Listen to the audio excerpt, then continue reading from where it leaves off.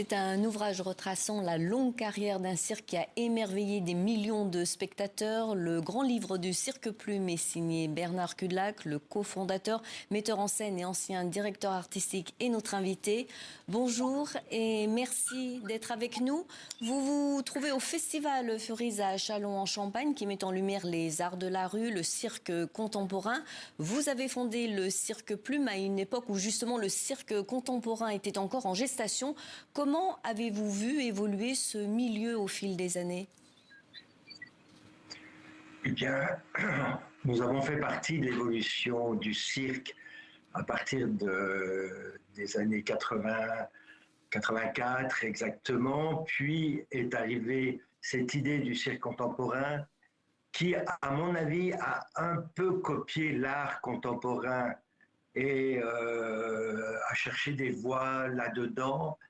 Le cirque est un art particulier, est un art de la joie, est un art du partage, est un art du bien-être, de la poésie surtout, à mes yeux. Il y a une chose qui a été formidable dans toute cette évolution, c'est que toutes les formes possibles du cirque ont été autorisées, existent aujourd'hui dans beaucoup de pays du monde. Et c'est une joie, une fierté de voir que le cirque est un art vivant et qui est partagé un peu partout.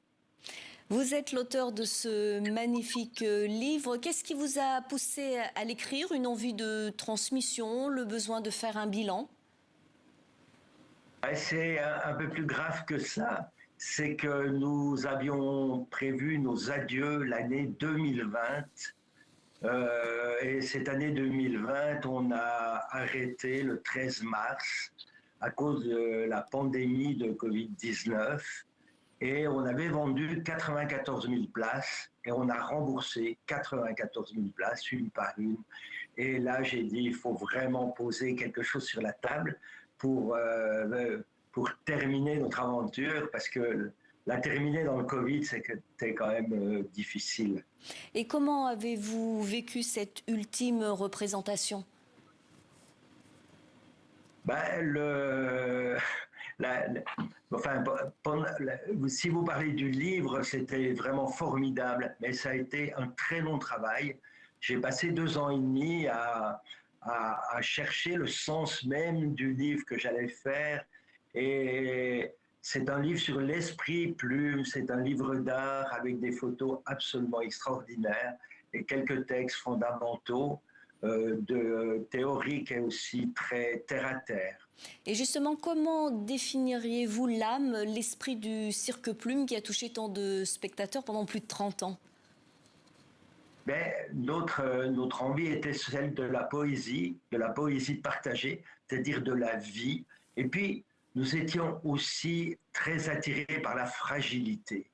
Et donc, bien sûr, les images, le respect du cirque, enfin, il y a beaucoup d'éléments à l'intérieur de ce spectacle.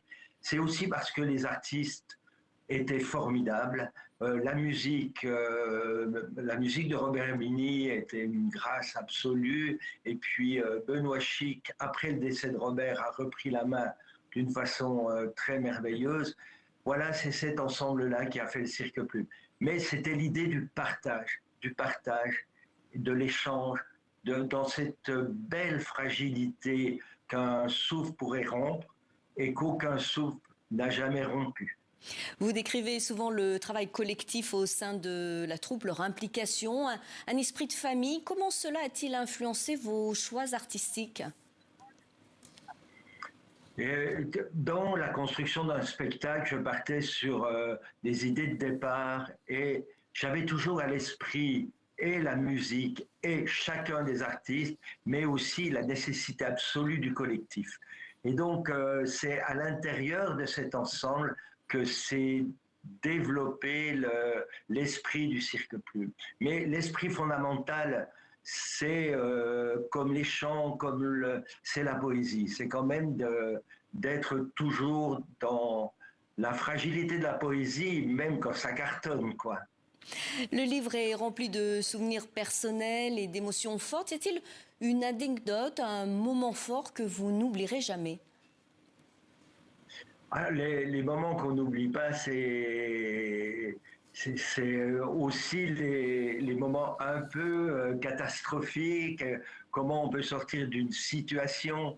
Euh, alors, il faudrait que je retrouve, je n'ai pas un top comme ça, mais le moment que j'oublierai jamais, c'est quand même l'ensemble de ce cirque plume-là.